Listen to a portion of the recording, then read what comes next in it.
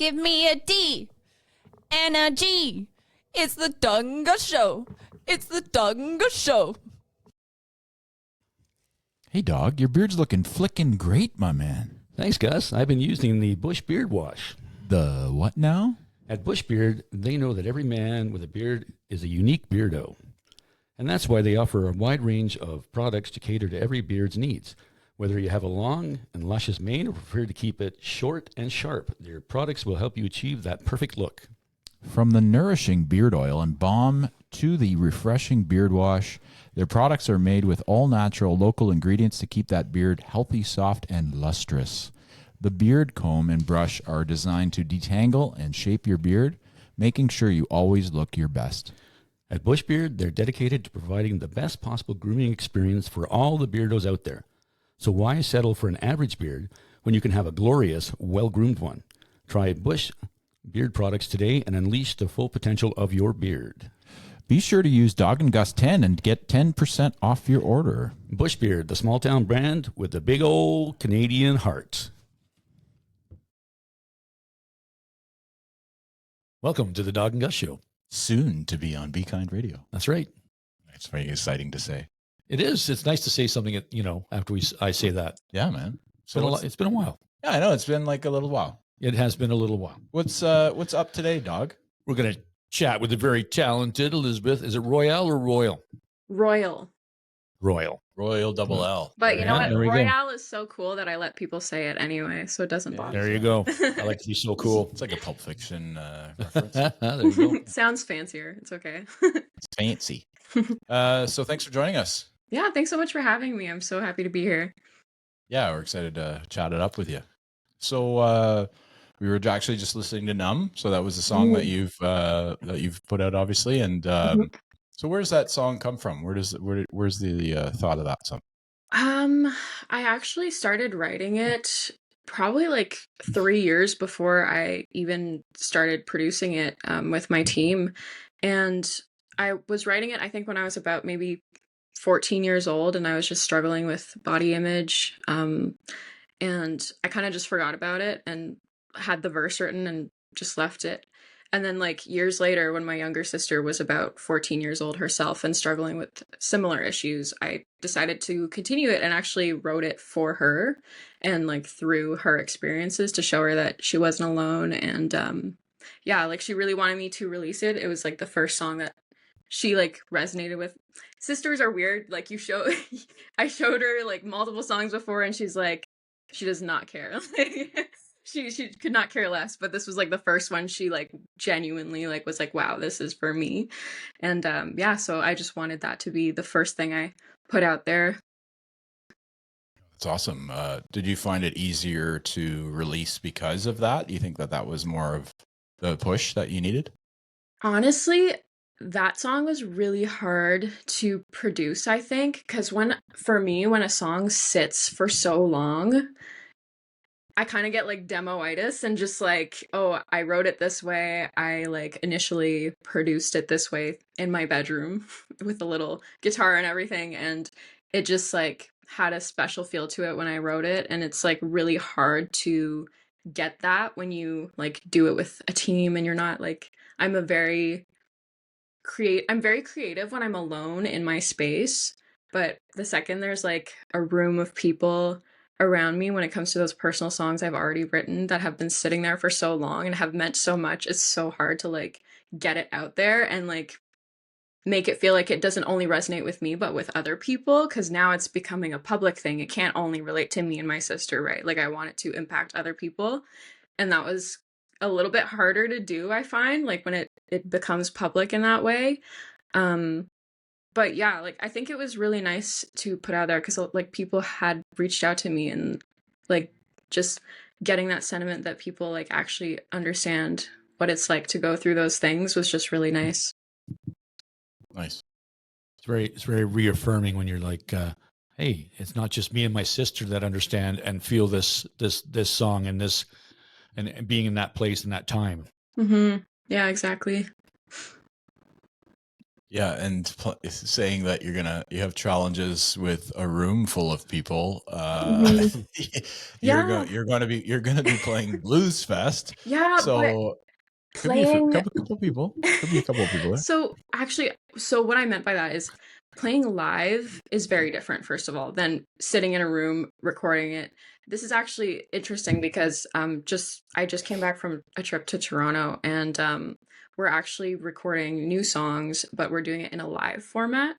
So instead of doing like comps here, comps there, and we're all like chopping up together from different parts of the world or whatever, we're all in the room together. We're recording it in one take, and I'll probably do vocal stuff a little bit later, but just like the initial idea is there in one take, and it just like captures that feeling way better, and it just feels way more intimate. Whereas like I just can't do the whole chop chop thing. Like I can, but it just doesn't have that emotion, and it doesn't have the authenticity that I think like a demo has when you first write it, and it's just like so powerful. That makes sense. Well, it's not overproduced, right? Yeah, yeah, It's not perfect, which it shouldn't be. And yeah. especially live. Live is never perfect, Yeah, right? exactly. So You got yeah. capturing that like live essence of a song like just really changes it for me, I find. Yeah, I love live music. It's funny that you say that, like the way that you mentioned you're in a room together and you're doing it like raw on the floor kind of Yeah. thing. It's like the MTV Unplugged series. Remember when big bands would go into and just do these like acoustic versions of amazing rock songs and different songs Yeah. that they played. Like I Yeah. love that. I'm obsessed with those. I watch them still. Yeah. And Nirvana, the New York Live in New York for me is like one of my favorite albums of all time. So Mhm. yeah, I think that's cool. Super cool. Yeah. That's awesome. Let's we touched on it, but let's talk a little bit more about Blues Fest. Mhm. How did that you put in your application? Did you ever think that, hey, they're going to pick me? Were you that positive about it, or are you just like, I'm going to Um put it in and we'll see what happens? it's interesting cuz there's only few things like in my life that I've really like felt it like deep in me that it was going to happen. Like that does not happen to me often. Um but for some reason like I think it was the beginning of last year. I told myself, okay, I'm gonna find musicians and I'm gonna try out different people, see who I like can collaborate with and do more live shows and apply to Blues Fest. Like that was my goal last year. And so I did that the whole year. I was really lucky and met a great guitarist on like the first try. It was amazing. Brock from Double Experience. You guys have talked to him Mm-hmm. before. He's great, and we've like really grown like together and kind of figured out how to. Because he's obviously his style of band is very different from what I do, but we found a way to like kind of make it work. And he's got like a great ear, and it's been great working with him. So yeah, like I applied with videos from our live performances together, and I sent it in, and I like I'm not someone that's like, oh, I have this huge confidence in myself 24/7. Like I don't like I've always struggled with like self-doubt like most artists do at some point. And I like my head was telling me like don't get your hopes up, like this is, you know, the chances are very low, but I did feel it in my body like I was ready for it, and like I was preparing for it. It's manifestation. Yeah. Uh, Yeah. I, I I talk about that a lot. I think that it's a real thing, and I love that. I think that's Mm-hmm. wonderful. It's That's awesome. wonderful. What's your songwriting process like? I think it's changed over the years, but over the last couple years, it's definitely just been um, guitar has been the instrument I've like sort of started writing with the most, even though I'm not a guitarist by any means. So I just like try out different chords and just feel it, and I usually start with gibberish. I absolutely just improvise the weirdest thing possible, and the words make no sense, but I usually start with melody. And then every once in a while, I'll improvise like a word that just sounds nice. And then I kind of build the song kind of around that like idea or just like the feeling of it. And it usually just starts, if it's like a natural process, those are like the best songs usually that come out. Like if I can just write it in one session and I don't think about it too much, those are usually my best songs. otherwise, like I'll just sit there for like an hour or two strumming different things and coming up with terrible melodies and just like throwing them away. I am not someone who's like, everyone's like, you should finish every song. I'm like, no, I throw that shit away. We don't need that. Yeah, but I mean, everybody's different, right? Yep. It's not That's like what's wonderful about it. yeah, well, everybody has their own approach to everything, and that's a good one to have. Like, yeah, this is not sounding so good, and then it goes into the receptacle, as it were. I mean, that's Yeah. what I did with Numb, and it ended up coming back. So you never know, I guess, right? Sometimes it comes back when it needs to. Mhm. File it for later. You never Yep. know. Yeah, Put it in the vault. exactly. The vault. Tell us. So we've been talking with your partner in crime that you guys are doing a show together with coming up. You guys just started doing the promoing for that. Tell us Yeah. how it came together with Jake. I think it was Brock that suggested that I reach out to him because he he met Jake before he met me, and he had said that like Jake was looking into doing this type of show, and I was sort of putting myself out there as like advocate for mental health and talking about addiction on stage and whatnot. And so he was like, maybe just like talk to him and see if you guys want to collaborate, write together or whatever. And I was like, yeah, that sounds like our values align and stuff. So we met up for coffee and we just were talking it, and it just, I'm not entirely sure. It feels like from the beginning of the conversation, we were just building this show. Like it just happened. And he had great ideas, a lot of ideas. And I think the main thing was like, okay, narrowing down what are we going to do? Cause he wants to like make this like a huge thing that happens every year, which is awesome.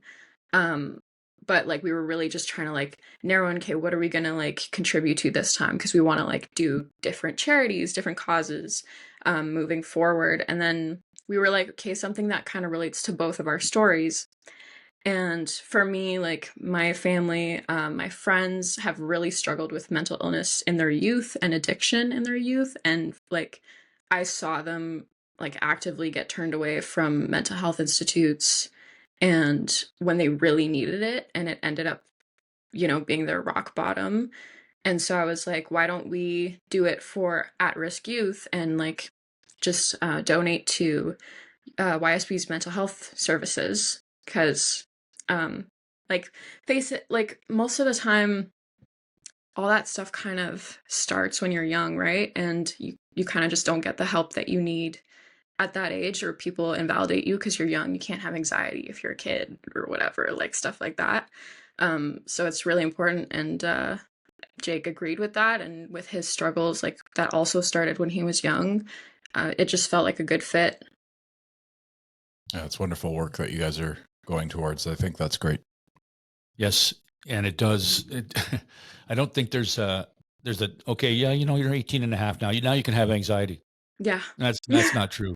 Yeah, there's no There's no age limit on on feeling bad, and like it's so important to get that message out there. And you guys, and we know Jake, and we love Jake. He's awesome, and we're very happy that you're there with him. It's going to be an amazing show, and we're gonna promote the hell out of it. That's Yes, we are. awesome. Well, thank So you guys. That's It'll be great. there on our. Mhm. Yeah, I mean, I dealt with my own issues and got through it with help from people like that, and that's just kind of how it goes. And you're right, it's tough to. There's really, I hate the people that put things in a box, and then you like everybody's different and everybody has their own timing and everything like that. So Yeah. thinking about it as, okay, you're just a kid, you shouldn't be thinking this way, is so wrong, because it's such an influential time in your life anyways. Yeah. Yeah. What are you working on musically right now? Like, are you kind of writing and just getting prepared for a release?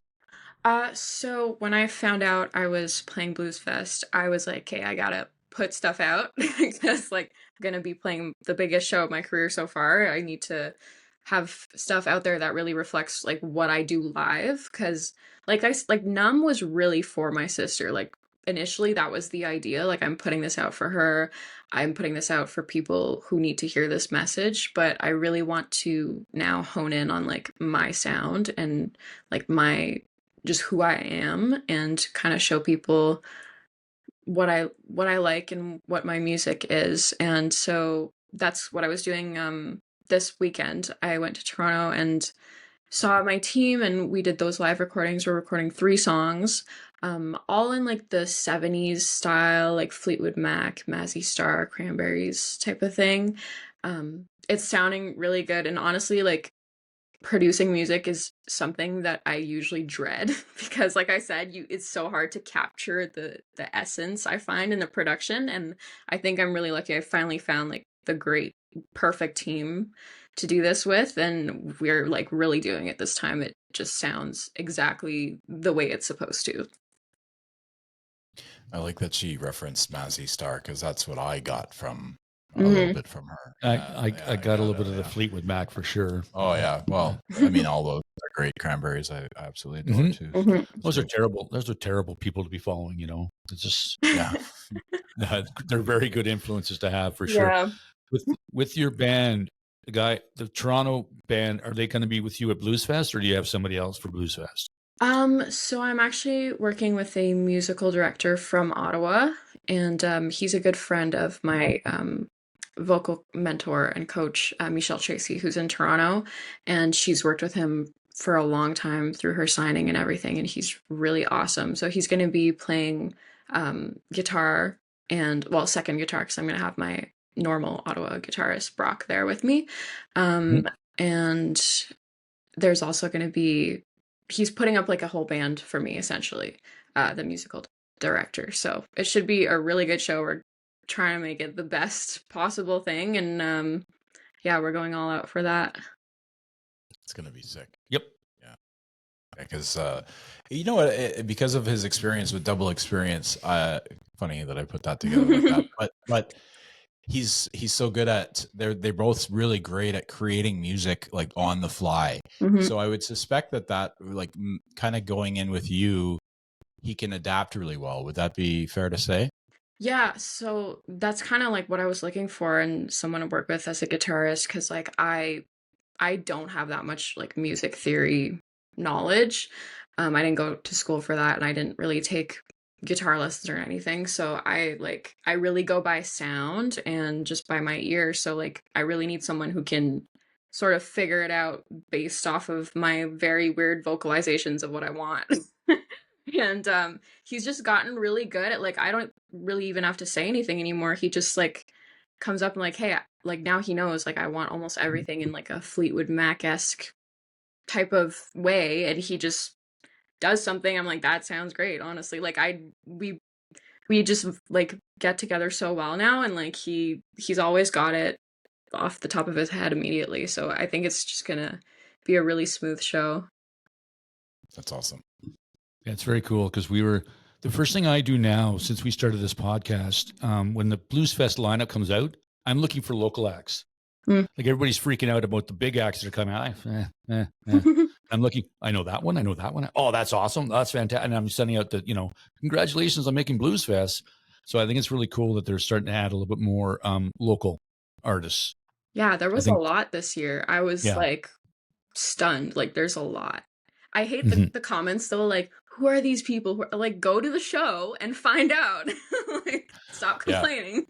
Yeah, that bothers me too. Yeah, because the local scene is so good, and people are wondering why are they there, and it's like, well, they've been playing it. Yeah, exactly, more than anybody, really. I mean, obviously these large acts have earned their stripes too, but you got to check. That's the whole point of Blues Fest too, is they always want to make sure that they incorporate local talent. Well, which is and great. I think a lot of festivals don't do that enough. Like, I don't think Osheaga does that. And No. so it's like, those big festivals, they have big, like, of course, the small, like, folk festivals or whatever, they'll, like, have those. But otherwise, like, the big festivals, they really miss out on, like, small acts. And, like, look at Chapel Roan right now. Like, she started as a small opener no one really cared about. But it's like, if giving her that opportunity, like, to play Lollapalooza, and I think the Gov Ball or whatever they call it, like, that really blew her up. Like, people just need the stage. They just need the opportunity. Like, it doesn't mean they're not good. They're just like, they're not being seen by enough people. Totally. Well, everybody was a local artist at some point. That's right. Doesn't matter who you're talking about. They all started somewhere. Yeah, and they exactly. got that chance. So Blues Fest, kudos to them to giving some amazing local talent their chance to Yeah. blow it up, because they deserve it. You guys deserve it. You guys work hard, like, between your production and doing this and taking the time to do, I love it. I just love the fact that there's so many local artists that are making it to Blues Fest. Totally, hmm totally, yeah. That's Yeah. wonderful. I tend to ask this question quite a bit, but I like to see, what's your 5-year plan? Like, say in 5 years, if everything worked out the way you wanted it to, where are you in 5 years? Hmm. That's hard because that changes for me every year. Like I've just figured out like the sound I want and the music I want to make, and I've just started playing shows again. Like I didn't play shows for a good like 4 years because like after COVID I just like stopped. Um I almost quit music at one point completely. So it's like that 5-year plan always shifts. Definitely Yeah, like but now, I'm now you've yeah, found the like magic um recipe. Dream once big. I'm graduating from university like in a month, hopefully. I should be passing, so we should be good.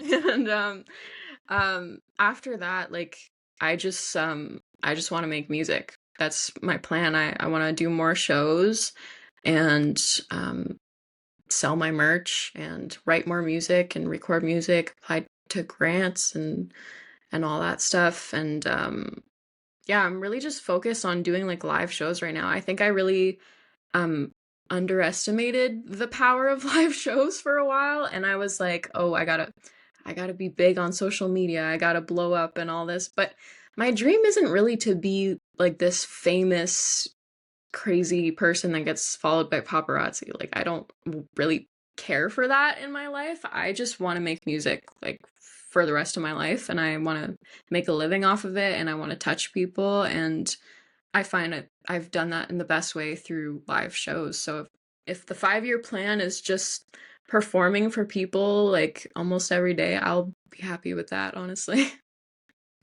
There you go. It's a good answer. Very good. Now you've got the pinnacle for Ottawa, because like the Blues Fest is the biggest stage that any indie artist in this city could hope for. Mhm. What's the next stage? Where would you like, just throw it out there, dream big? Where would you like to play? Like, would you like to play like Burning Man? Would you like to play, like you said, Osheaga, or what was the other one? The other big one? Lollapalooza. That's the one. Mm. Or do you want to just like play like a really cool venue? It's hard because I really love intimate venues. Like people are always like, "Oh, the big stages, the big crowds," but there's something so special about having a room with 40 people and being able to hear their reactions and see it in their faces and interact with them while you're on stage. Whereas you're on a big stage, the light's shining in your face, there's hundreds of people and you don't know what's going on. It's a lot harder to connect with them. Um, Not to say that it's not awesome to have a huge crowd in front of you. But I guess like Wembley would be really cool one day. Like there's no beating Oh. that, really. No, if you're Like, gonna dream big, that's big. no beating that.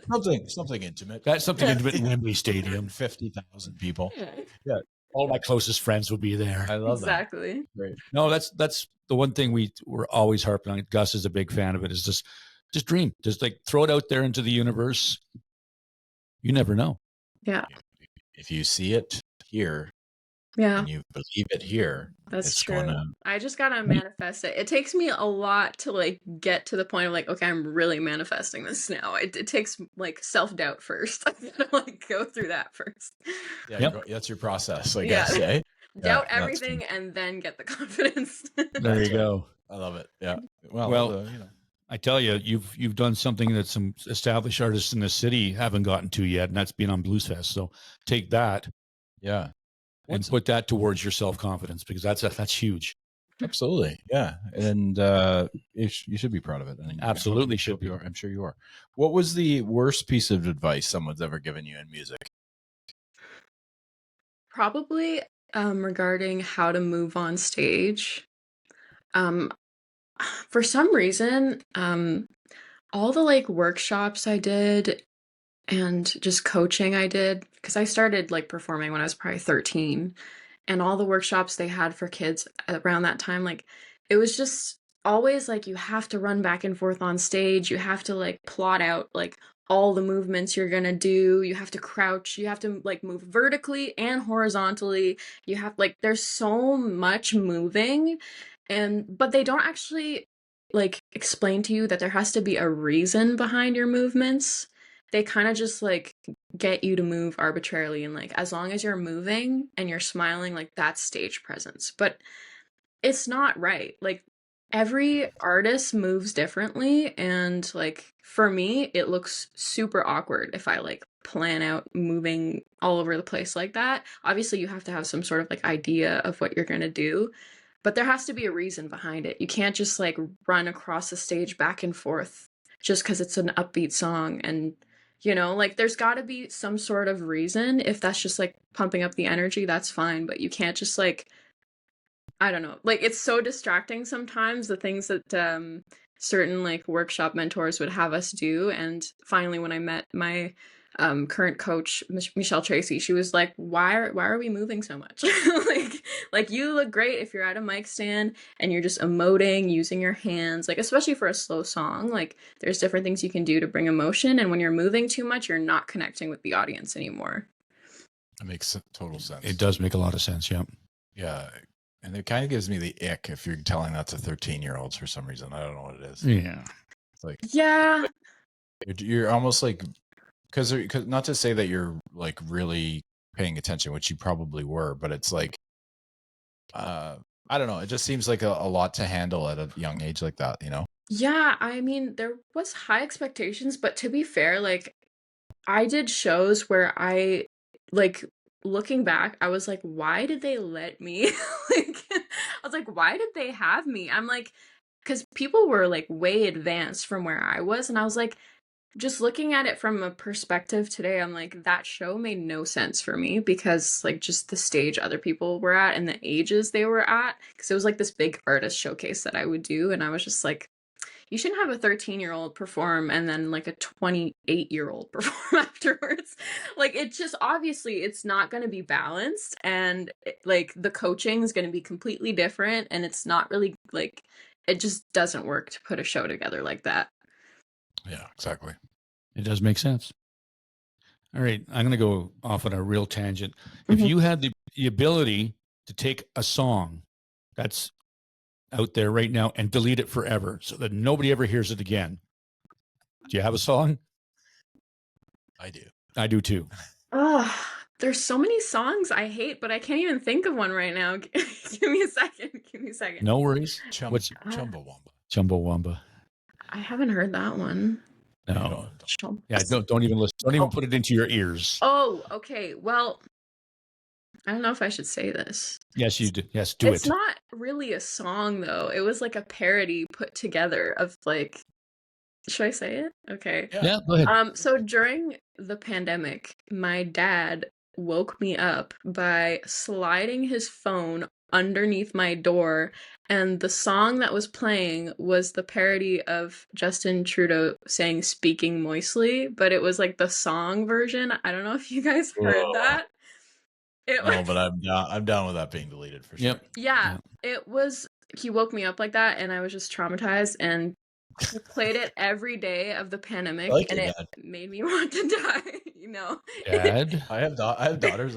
These are plans that I have. Yeah, write this down. Yeah, It exactly. drove me insane. So if that song can be gone forever, that would be great. That's what dads are supposed to do. A little bit, Oh, torment the children. He tormented all of us. Okay, that is tormenting. He woke me up. Now I'm gaslighting. Now I'm the gaslighter. Right? Sorry. No, it's true. For me, it would be Mariah Carey. What's that Christmas song? I would just like that to disappear forever. Yeah, all I want for Christmas. Actually, let me premise that with I'd like her to disappear forever. No, Fantasy is a great song with ODB. That's a great song. No. Get out of here with that. No. That's my listen, she was that's my opinion. I know, but she was a huge female artist in a time where it was very challenging to be a female artist. So I get where you're coming from. The Christmas song, I agree. Yeah. Why did that challenge. even? I'm trying to understand why that one. To be honest, like for me, I'm No, just like, not a mind. I think she you're means like, otherwise. why did that Oh. one blow up of all the Christmas songs? That's what I Oh, I don't see what you're saying. understand. Like, She was loved. She was a loved character. yeah, but People love her. I I'm just still don't trying get to figure that out. it. I just don't get it. Many years later, still trying to figure that out. I feel like there are better Christmas songs, but it's okay. Oh, there's Way lots better better, Christmas songs. Christmas. Oh, man. Even the Chipmunks had better Elvis. Christmas songs. Chipmunk. Played a lot of Chipmunks over Yeah. Christmas. Yeah. My daughters are young, so they were all down with that. So, I was going to ask, was there a time you were quitting music, but you already mentioned that you did consider that. What brought you out of that? Like, what made you decide, no, that's the wrong decision? I think it was in my last year of high school, and I had no idea what I was gonna do.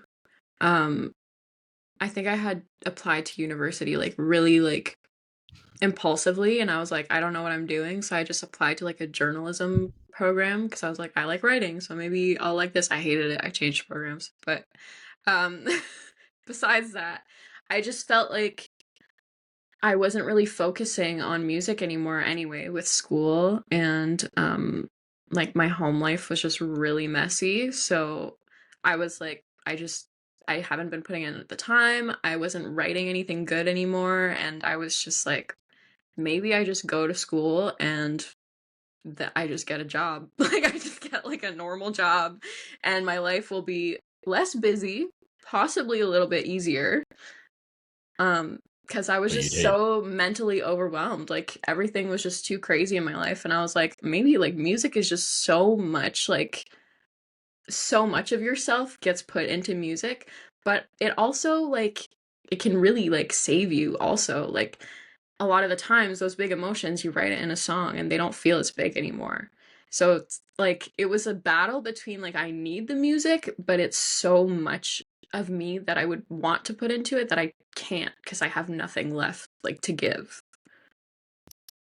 Yeah, and music, not just writing that. I think listening to music sometimes saves. Yeah. Oh, yeah. Like, Oh, yeah. saves me because sometimes I'll want to hear something that would make me cry, and then I want something that'll make me yell. And yeah, I think that as an artist like yourself to lose that piece where you get that output that you need to get would be very like deteriorating. You know, Yeah. I would think. Yeah. As songwriters here, the two of us. I know, said which is listening. sad. I said listening. Do you have a person in mind? And again, I'm going to let you have as much latitude as you want. Anybody in the world that you would like to do a collaboration with? Stevie Nicks. Straight up. Shocking. Gosh, just meeting her would be insane. I would lose my mind.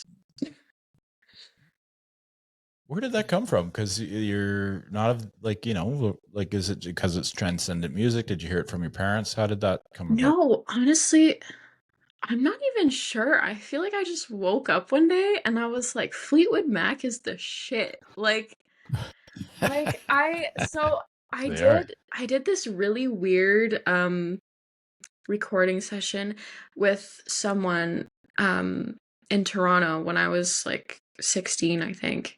And we had a lot of fun, but we went this weird route. Like we did like punk music. And I don't think I fit that genre at all.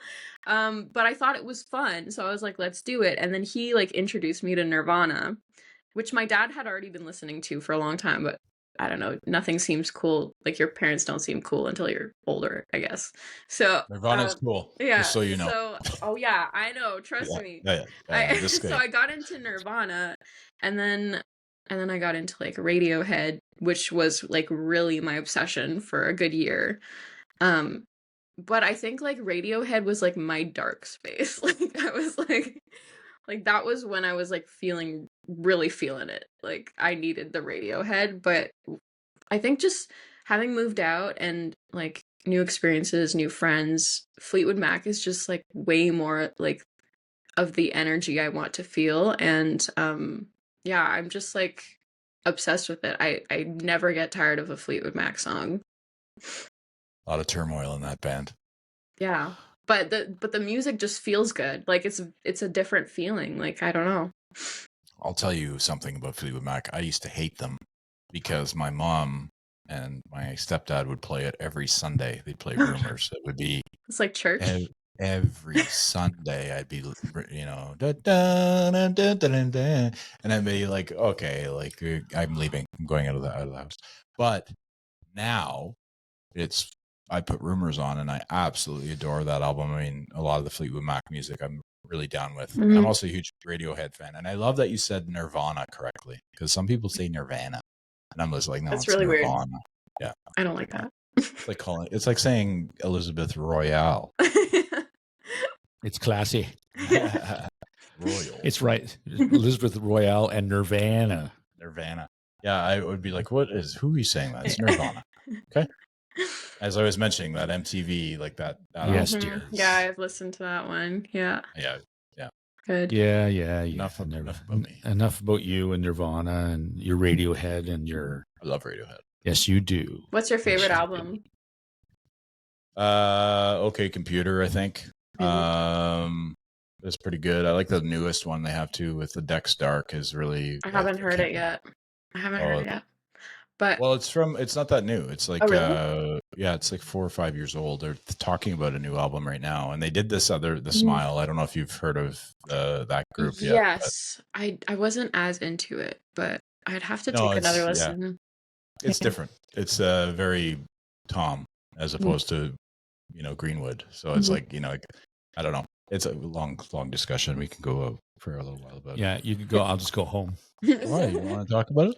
I'm not a huge Radiohead fan. No. What? You know that. Sorry. Are we done? Are you kicking me off my own show?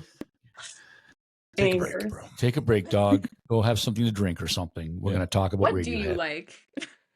That is my question. You don't like It's a lot of va- things. He's actually got a very vast Really? music collection. So I do. yeah, he's all over the map. I'm all over the map. Yeah. From 50s country to 80s Mm. new wave to 90s country, back into the country. I also like progressive rock. So like I Cool. said, all over the map. Yep. Nice. I don't like if somebody gives me something to listen to, I will give it a try. I will not say no. It's true. You have a good ear too. Like Yeah. you- So when people say, "Hey, listen to this," I'm like, "Sure." And then sometimes I'll deep dive and buy like everything. Yeah. he does. Yeah, and hard copies. Yeah. That happened with Emerson, Lake and Palmer, ELP. Somebody said, "Listen to this." So I can't remember which one I listened to first, but I went to the local discus. I'm aging myself now, and I bought everything. So I have their whole collection on vinyl. Oh my So- gosh, that's dedication. Mine's Yeah. pretty vast too. But I go like 90s hip hop, and then I'm obviously the grunge era is big, and then I like a lot of different stuff. So, anyways, it's good. It's music. I love music. It's like I don't know. It's just like it's therapy. Yeah, Is It that what is. it is? it is. How do you deal with creative blocks if they come up? Those tend to happen to me right after I write like a really great song. And then I just like have a hard time writing something that kind of like lives up to it because then I just compare it to the last song I wrote. I just keep writing. Like honestly, there's nothing else I can really do other than just like keep writing, and it'll be garbage for a few weeks until finally it'll be a good idea and hopefully will be pursued. But yeah, like honestly, I'm still trying to figure out how to get out of that rut because most of the time it's just a matter of writing and writing and writing until something good comes up. Makes sense. Yeah, like doing this show. What do you mean? I don't know. That just came out of my mouth, and it shouldn't have. Are you having a hard time with this show? No, it's just a long day. Elizabeth's just a wonderful Yes, she is. human being. Yes, and she loves Fleetwood Mac and the Cranberries and all that stuff, and she's awesome. Trying to backpedal now. Yeah. Welcome back. Yeah, thank you so much. We'll Yes. cut out the other part. Yeah. No, we won't, because we never do. We never cut things out. I have nothing right now. Okay. Well, like, so when you, how do, like, where you live, obviously you live in Ottawa, but how does that affect your career, you find? Do you think that that's a challenge, or do you think it's easier now than ever? I thought about moving to Toronto after graduating, and I didn't because it was expensive and it was far from home. But honestly, like I'm thinking of just staying here because Toronto's really oversaturated. There's like a lot of amazing creatives and there's a lot of venues, but like there's so much going on over there. And I think I really did not give Ottawa a chance until like the last year. And I like realized there's so much out there in Ottawa that like is happening, and more people want music, more people are going to live shows. I honestly like I don't really reach out to do gigs. Like last year I didn't really reach out. I didn't really apply much. People like you just meet people and then they kind of just like spread the word and get shows out of it, and it's great. And like I'm just excited to see like once I'm done school and I actually try to get shows on purpose, maybe like maybe it'll happen. Like Yeah. right now they're kind of just falling on my lap and I really have a hard time saying no to a gig. Like I firmly am like I will say yes to almost every gig that someone asks me to do. But yeah, like I'm excited to see when I have time to actually like reach out and apply for stuff what I'll be doing. And I think Ottawa has a lot of opportunity right now. I agree. Yeah, it's funny because we talk with artists all the time, and we think, well, with Elizabeth, who would that be a good show to do with? And then like 7 names come up in our heads. Where because last week we were talking to somebody, or the week before, and it's like, okay, well, who should we suggest for that? And we both thought of the same band at the same time. So it's kind of fun to do that. But do you find that's going to be? You haven't done it yet, you're saying, but I mean, to reach out and try and book gigs yourself, how you're gonna have a lot of fun doing that, or you think that's going to be a tedious thing you don't care for? So I don't know, cause like I'm not one to do like cover gigs, but I mean if it makes money, like I said, I want to make a living off of making music, and if that's doing cover gigs here and there, like that's perfectly fine. I also want to write for other people, so like I want to have time to get into co-writing sessions and write for others. And yeah, I love being a songwriter, so I if I can just even be like behind the scenes with people and helping them put their music out, that's also cool. But yeah, like just applying to like little gigs here and there so I can get like regular weekly gigs maybe for like a cover show or whatever every once in a while just to make some cash. And then yeah, I don't know, I'm still figuring it out, but I don't ever want to give up the shows that are really special to me, like the live on Elegant shows I do, where it is kind of like an intimate venue with the seating and the candles. Mm-hmm. And Mm-hmm. yeah, like I just love that format of shows, and I don't think I want to do too many of those either, because then it kind of like takes away from how special it is, and less people might come out if I'm doing like a show like that every week, right? I want them to kind of stand out from the other stuff. So yeah, I don't know, like maybe just like regular chill casual gigs every once in a while, but nothing too crazy every week there. Yeah, you'd be great at live on Elgin. Like that would be That's such a- that you want intimate. That's definitely intimate. And like you said, with the candles, the way they've set it up and stuff. Yep. The sound guys, they're amazing. We've been to a bunch of shows there, Mhm. and it's always the quality. The sound quality is always amazing. And like you said, it's like what, maybe 60 people. I think maybe 60 to 80 tops. Yeah. Which is perfect. Yeah, right. exactly. Have you met Emma Lamontagne yet? Okay, very weird, because we had been following each other on social media for years. Like, I don't even remember when, it was a long time ago. And then we both happened to audition for the Honey Jam thing in Montreal. Like, there was like Montreal auditions for Honey Jam, and we just bumped into each other, and I was like, holy crap, we've been following each other forever, and we're like bumping into each other in Montreal instead of Ottawa, even though we both live there. It was very weird. But yeah, I would love to collaborate with her. I think she's awesome. Yeah, just because of the writing thing, because she does similar Mhm. things. Like she's Yep.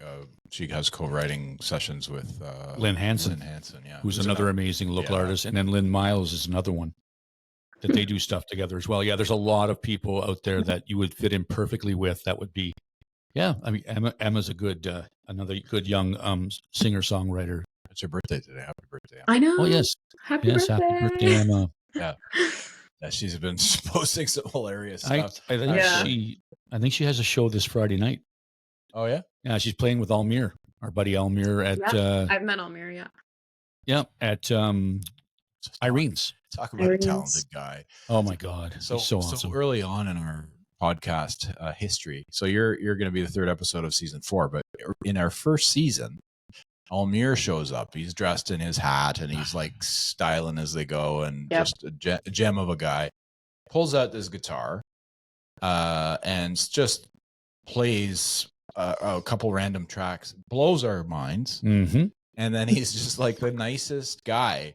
And uber talented, but that's just one of many in Ottawa that we, like you were mentioning, it's kind of flourishing a bit in Ottawa. I think that there was so much pent up demand during COVID, and these guys and girls are coming out more and more and more, and it's wonderful to see. It actually is great for us because we get to interview all these amazing people, but including yourself, of course. And I think that its timing is good too. Like you're going to be finishing up school, that you forget that degree that you paid a bunch of money for that you'll never use, and then you'll pop into to your music career, which is amazing, you know. And I think that's all great. We're so stoked about it. We love the Ottawa arts, and that's why we've been pushing this podcast out there. So it's great. It's great for everybody. Anyways, Almir just blew our mind. I remember that he just pulls out this little guitar and just like rocks our house. Yep, it's awesome. Yeah, and he's a good guy too. And like everybody that we've met has been amazing. And I'm so happy. Like I'm really getting tired of people saying that Ottawa's a boring city, that we don't. It's like if you want to sit on your couch and do nothing, fine. Yeah. But there's so many venues out there with so many amazing talent from doesn't matter what genre. Pick a genre. I'll send you in the right direction. Or Gus will. Pick a genre. Like I don't care. Skater punk, good. I got a band for you. Boom. Folk stuff. We got you. We got Emma. We got this. We got it's like we've got all these, and they're not like they're talented. They're extremely talented individuals, and it really upsets me sometimes when people say, "It's okay, buddy. There's nothing going on in the city." It's not true. It's okay. It's not true. It's okay, buddy. I'm good. He hates people who hate Ottawa.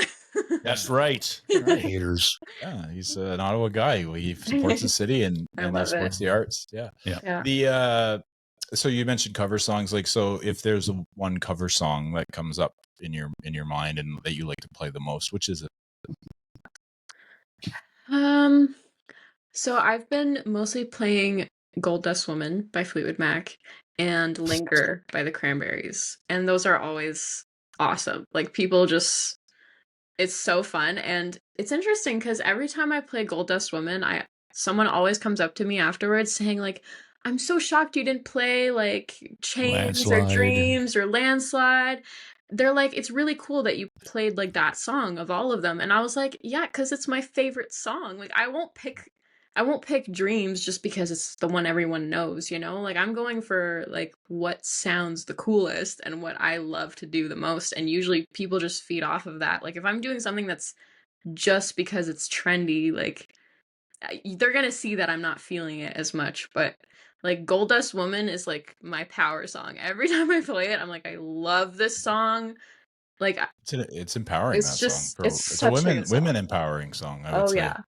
Yeah, because Stevie is just like her presence is wild. Like when I saw them here in Ottawa and they had the whole band together from Rumors, and then later a couple of them died, but like she just like the aura, you could see it on her. Like she was just like, I don't know. It was and she just has a mic stand and she just moves her arms, but she's got this presence that's so big. Like she doesn't need to, like, that's what I meant earlier with the whole moving around stage. You don't always need to do that. Like she does it in a different way, you know? Yeah. She doesn't do it. Yeah. Like she does her twirls and stuff and she does her like, but she's. And Lindsey Buckingham is a phenomenal guitarist. Yeah. Like, and he plays without a pick. He's like a finger picker. Okay, so I hate picks. I literally hate we have picks. A couple picks for you, actually. Oh, don't give her the picks. So actually my first session with Brock when we were practicing, he was gonna get me like a pick made because he got like picks made for his band with like the logo or something, and he was gonna get some made for me, which is so sweet. But then at our first practice, I literally ranted about how much I hate picks. And then he was like, oh, not going to get her a pick. Never mind. Merry Christmas. Throw these in the Like- garbage. Yeah. So not part of my merch table. Hold on. Like, they look cool and all, but I just, I Yeah. can't play with a pick. It We drives have me our own, too. insane. It's cool, though. You don't like, have to. You could just collect them. No, I'll she's just talented. collect them. It's Yeah. harder to do. Who's the greatest finger picker guitarist of all time? And I have the name, but you go ahead. No, it's Buckingham for me. That's all it is. It's Mark Knopfler. It's Mark Knopfler from the Dire I Straits. disagree. Who's the best finger picker? It's got to be somebody from the country's genre. No, come on, Mark Knopfler. No. Okay. Roy Clark. Ever heard of him? Yeah, he's all right. Yeah. But I'm just gonna say Mark Knopfler because it's the Dire Yes, of course you are. Yeah. and I love the Dire Straits.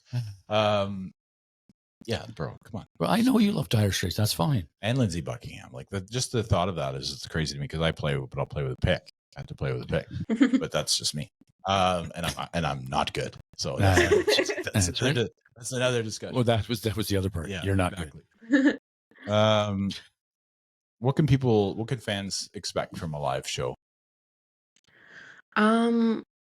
Personal stories. I will be very honest with an audience from the get-go, and like I just like to share the things I've been through and the things that brought me here and that created the music, because those stories, like, they make such a difference in how an audience receives a song. Like, I've been to so many shows where the transitions are so fast, there's no like talking between the songs, and like they'll play a really special song and I know it's special because I feel it, but I'm not like receiving it the way I would if they had just told me like just a little story behind the song, like why you wrote it, who you wrote it for, because like there's always going to be speculation and you relate to it in your own way or whatever, but it like just like touching on certain like parts of the song can really make a difference in how like an audience feels the song. You got a point? Yeah, I agree. I like storytelling. Well, that's the good thing about the country and folk genres, right? They will do that. Well, their songs are only a minute and a half, so they have to Oh my goodness. get rhythm. Yeah. I actually love that song. So that's a good tune. Johnny. So if let's say we go back in time and you go to a Fleetwood Mac concert, are you going to be sitting there as a fan and listening, or are you going to be like dissecting the show and thinking, I could do that, I should do this, maybe I should do that? Oh, every show I go to is like, I feel so bad for people who don't do music and go to shows and don't experience what I experience when I go to a show, because I feel like I am born again every time I go to a really good concert. I feel like so inspired. I want to quit my job. I want to quit school. I want to go on tour. Like, I just like feel so different. Like, we went to Greta Van Fleet at City Folk, me and my partner, during the summer, and like I was mesmerized. I could never, like I could maybe, but I probably wouldn't do a show exactly in that style because it just wouldn't really exactly work with me. But just the way they did things, like the outfit changes and like the makeup and the lighting, and it was just the whole production. Like I like, oh, like my heart just like flutters, and it's just like, do other people feel that way when they see a show unless they have that music brain and they're realizing how crazy it is and how genius all these things are, and you're hearing all the different moving parts, or like do they just hear like all of it together and they're like, oh, this is nice? Like I feel like I just like hear everything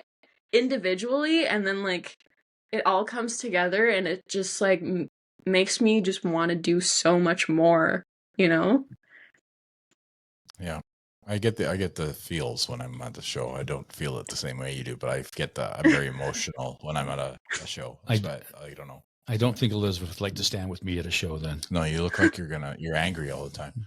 Well, he's not though. He's just sort of standing. He stands there and takes it all in, but he just takes it seriously. So it's like, it's fun because you watch everybody. We're at a show and they're all like jumping around and dancing and stuff, and then I'm just the one guy standing there going, Yeah. Really You're like, dissecting it. Well, I like to watch everybody because they all have so different personalities, right? So you're watching the drummer play and he's doing his thing and you got the guitar. And I like to watch the interaction between the band members as well. Mhm. So I'm taking in the music. I always do. But it's just kind of like I'm not. Oh, you have a good ear. I told you that. Yeah. And it's just kind of like I'm just. Do you have okay, a hard okay. time enjoying it then? If you're like, No, Okay. I enjoy it in my own way. And I've had people say, you didn't. I said, yes, I did enjoy that. It was an amazing show. Just because I'm not, in the middle of the mosh pit doesn't mean I'm not enjoying the Yeah. show. I'm in the mosh pit. Yeah, Gus is in there and I got to take him out.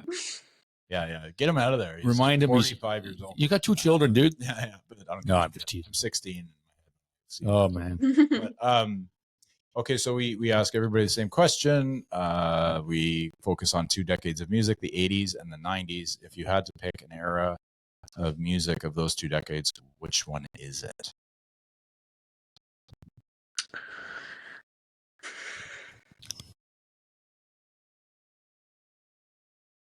That's hard. Because like 90s was more the grungy stuff. That's when the grungy stuff started coming out, right? I'm really bad with eras. This is a bad question. Yes, that's when the grungy stuff started coming out. Mazzy Star and Cranberries. Oh, Yeah. throw those in there. But not Fleetwood Mac. Yeah, Fleetwood Mac had was a good run. 70s, 80s, yeah. Yeah. So when was Queen? Queen was 80s? Queen was 70s, 80s. 70s, 80s. Yeah. Honestly, Queen's era was everything to me. So yeah, I would say 80s over 90s. Damn. Ooh. Yeah. Very surprising. I like. Didn't expect that. But I like it. Yeah, Queen was a pretty good band. And they were all right, I guess. Yeah, they're We're decent. all right. in their day, their singer was pretty good. Decent voice. And It's like a rocket scientist guitarist. Yeah. Actually, he was named the greatest guitarist of all time recently. Really? Really? Yeah, which is shocking to me because I'm like, no, it's Jimi Hendrix. No, it's Mark Knopfler. Knopfler's in the top 10 for me. Mm-hmm. Yeah. But it's fun. We asked this because it's kind of fun because we kind of try not to look at you and go, okay, she's young. She's probably going to say this. And you surprised me by saying the 80s. But I'm glad you took the time to think about it and not just jump in and say it right away like somebody else did the other day. Most people jump in. Yeah. Because some people watch the show and they say, we were expecting this question. So Yeah. here it is. Yeah. But that just tells me that Elizabeth doesn't really watch her show. Okay, to be fair, I have very bad memory, guys. But I did watch To be fair, the episode with Mr. DeMarche because I had to, and it was a great episode. Because she had to. yeah, I had to. he's been on 3 times. Yeah. Really? Yeah. Oh. He was on early on, and then he was on with his band, Oh, cool. and then he came on recently. Okay, I'll have He to watch was, that one. He's a good friend of the show. Yeah, I watched the one with Elton here too. Well, you don't watch, you can listen to it because we didn't. Yeah, we didn't record them back then. for video, but yeah, Yeah, we need to have him back on because Yeah. he's a sharp dressed man. So he's playing this Friday night, so it's gonna be fun. yeah, we'll have him back on. He's Cool. the shit. I love him a lot. Yeah. Listen, Elizabeth, thank you so much for your time. We appreciate you coming and joining us for an hour and telling us about your musical life, and also we'll follow you obviously, and we're gonna try and get to that show with Jake. Mhm. You're gonna go. Sure. I'm gonna be there. Try. I will be there. I have young kids, so sometimes it's one of those things. Fair I enough. I already told Jake I'd be there, so I can't let him yeah. down. You're going. And then Blues Fest as well. And then, of course, yeah, Blues Fest Cool. will be an amazing experience. What's the day for Blues Fest there, Elizabeth? July 20th. Ooh, right, Nice. the day before my birthday. Who's the headliner? Kate Trinata. Ooh, Well, that's the last day, right? Yeah. It's the last that's, day. that's a Yeah, cool because day. it's a Sunday. It's Sunday, and then my birthday's on the Monday. Your birthday? Shut up. July. Yeah, during Blues Fest. Mine's in October. So who cares? Ooh. Yeah, right. Oktoberfest. Did go to Oktoberfest in Germany though. There you go. Yeah, it's good There time. you go. Long time ago. Long time ago. Thanks, Elizabeth. We appreciate you. Yeah, thanks so much for having me, guys. Cheers. Dawg and Gus, Dawg and Gus, Dawg and Gus.